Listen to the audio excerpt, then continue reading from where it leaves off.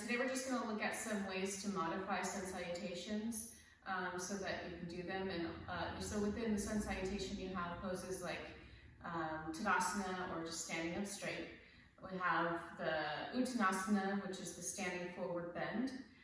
There's two stages of that. There's Ardha Uttanasana, the halfway up where your shoulders are even with your hips, and then the full fold where your head is down.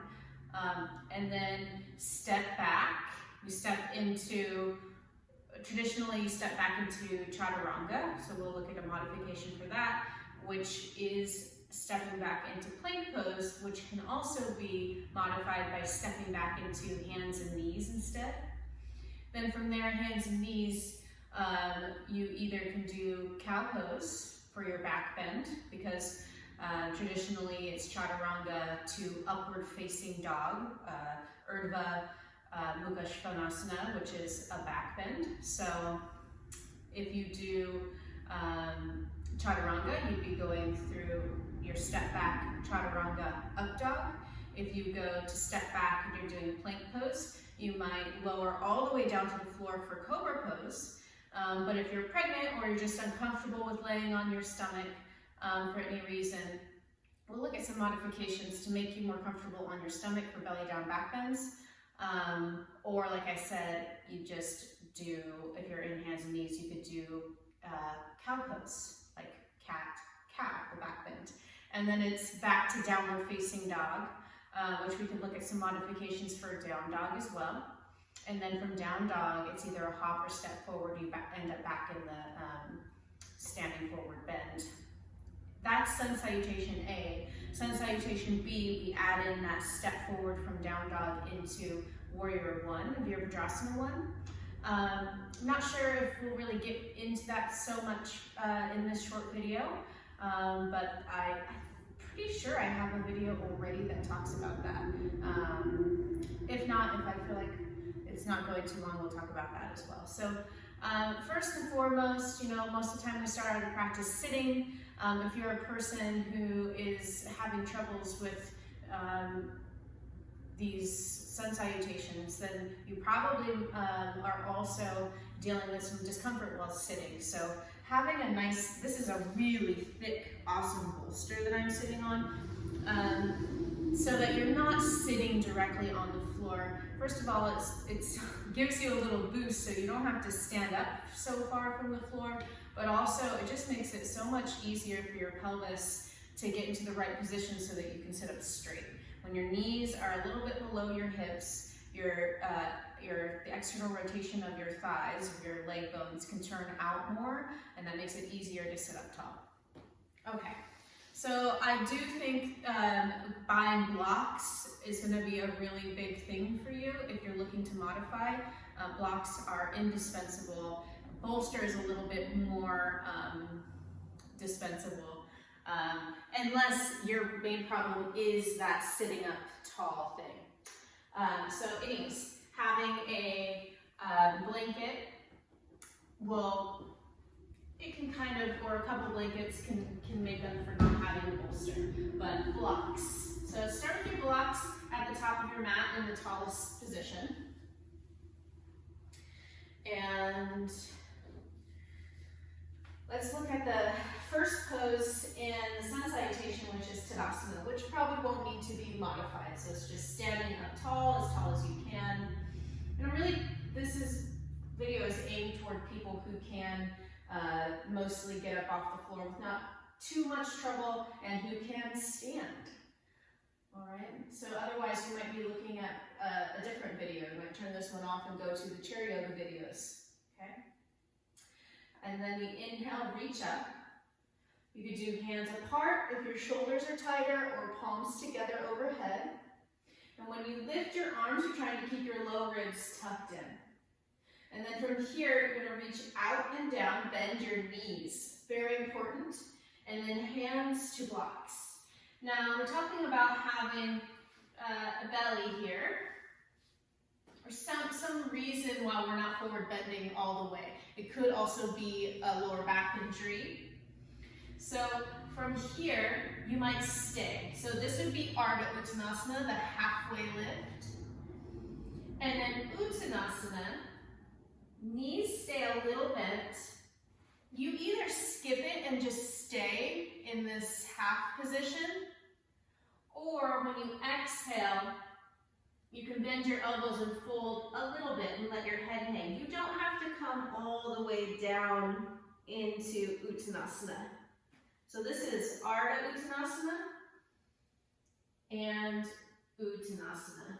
Modified, or maybe you're feeling the forward bend and can do it. So your belly will stop you, if you have a belly, from going too far into this pose. And don't think that it's not good enough if you don't fold forward. It's just a hamstring stretching pose. So just to review, Tadasana, mountain pose. We reach up. This is Urdhva, Hastasana, or Namaskarasana if you bring your hands together. Fold forward, Uttanasana, which you might skip by staying in Ardha, or go as far as you can. Inhale, Ardha Uttanasana, you're in that halfway lift. From here, we exhale and step back. So let's look at the different ways. So traditionally, it's step back and lower Chaturanga. Chaturanga is half push-up position, very difficult pose. So you could modify Chaturanga, knees down, tailbone tucks, Chaturanga. Further modification would be, don't do that. You do plank, and you come all the way to the ground. As you lower, bending your elbows, you could even, from plank, bring your knees down and lower sort of sequentially, bending your elbows, hugging them in slightly, coming all the way down. Then you flip your feet. Or kneeling plank, all the way down. Or, let's start here again. So we do Ardha Uttanasana, step back, hands and knees would be the most modified way to do this. Really good if you're feeling any strain in your hip flexors from your belly hanging down, okay? So it would be, if we go and we are going to modify for plank and Chaturanga with hands and knees, really focusing on engaging your belly here. So we step back to on an exhale, and then inhale, we do a back bend. So if you're in hands and knees, that back bend would be cow pose. So this would be your inhale, and then exhale, downward facing dog. And you have a bigger body, having your feet wider in down dog to make space for your belly is going to be a good option for you. And bringing your knees down, let's look at that step forward. Starting from, here let's start totally at the top. So we'll look at the hands and knees variation, Tadasana, Urdhva Namaskarasana, Uttanasana, hands on blocks, remember. So just either you're not doing Uttanasana and you're doing the Ardha because you can't fold forward anymore, or you don't want to for whatever reason, you don't need to, or it's all the way down, Uttanasana, Ardha Uttanasana, step back, showing the variation from hands and knees, exhale, hands and knees, inhale, cow pose, exhale, wide feet, down dog.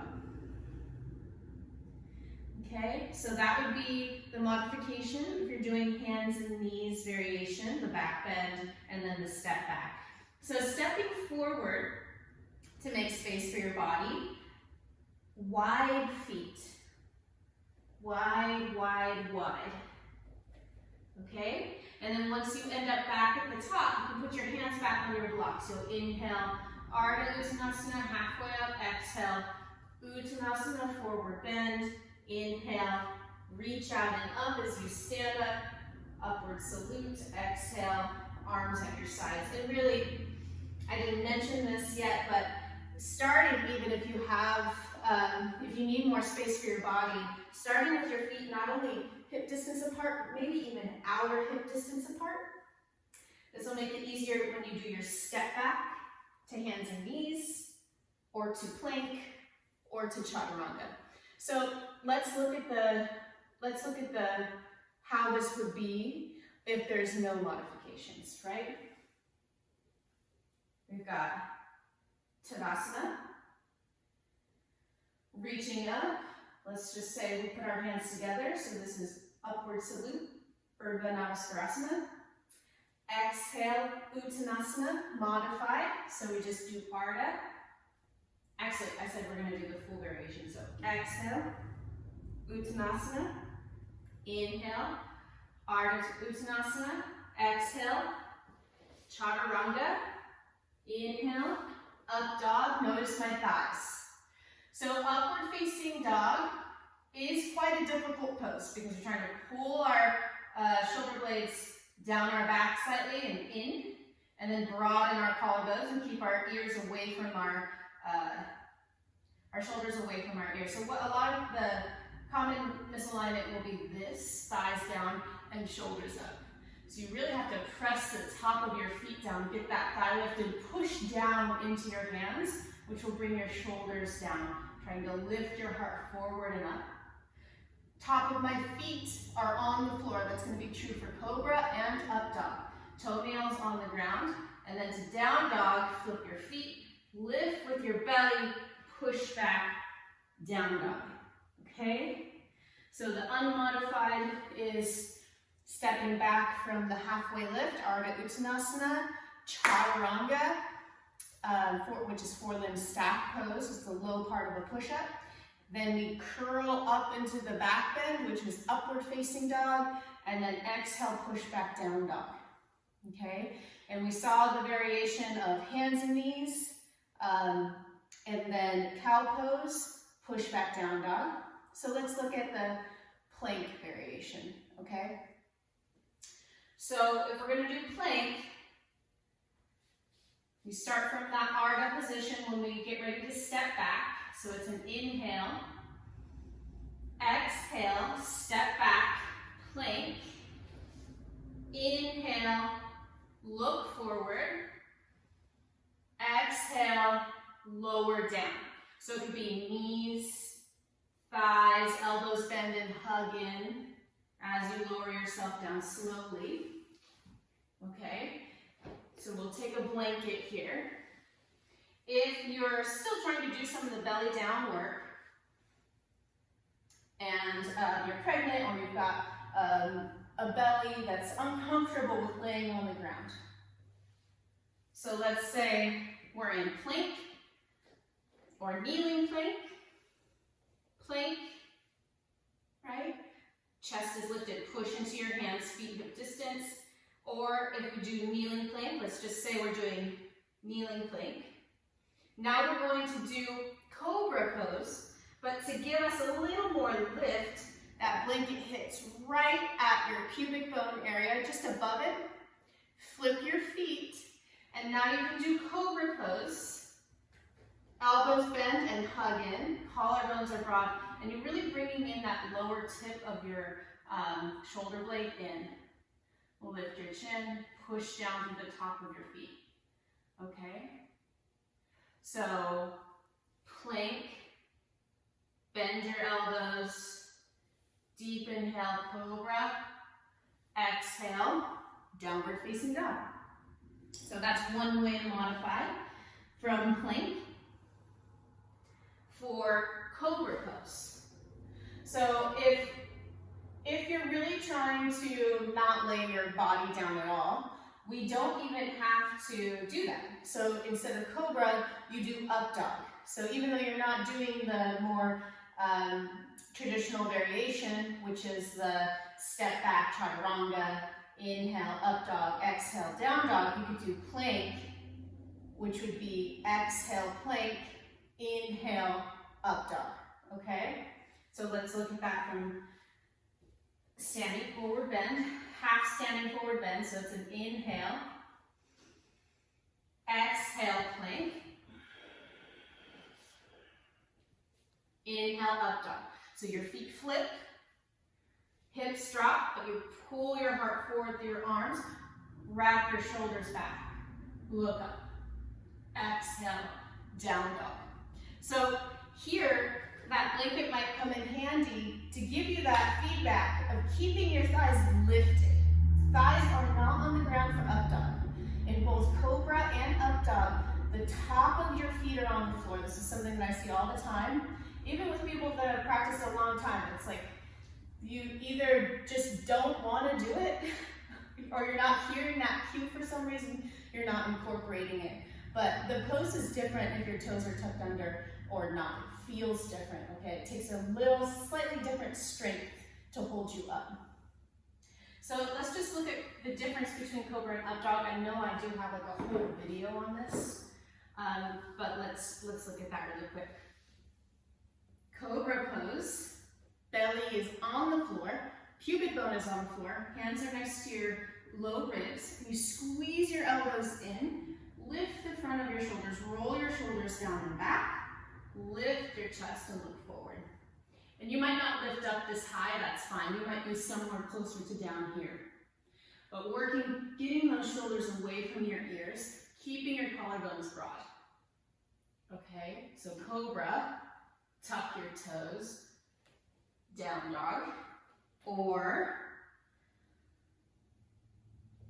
let's see, upward facing dog, watch my thighs, look at my feet, thighs are up, top of my feet press down, pelvis drops, draw those collarbones back, elbows are straight for up dog, and look up. Okay?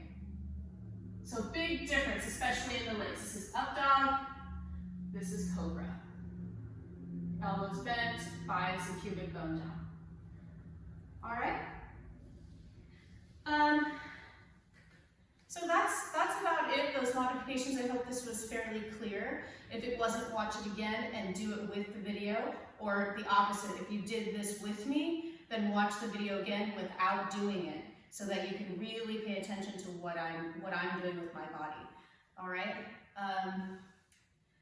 Let's just take a look really quick at the step forward from down dog. We won't do warrior one, but so downward facing dog to modify, feet are going to be wide. And if you don't feel like your shoulders are strong enough to hold you up in down dog, you could always put your hands on blocks or shorten your dog. But over time, it's really important to get those hands more forward and sort of testing and strengthening the muscles of your core. Down dog, sort of similar, not the same at all, but strengthening for your shoulders like plank and chaturanga, kneeling plank, and even hands and knees. Okay, hands and knees is a strengthening pose if you do it with strength. Anyway, so let's talk about the step forward.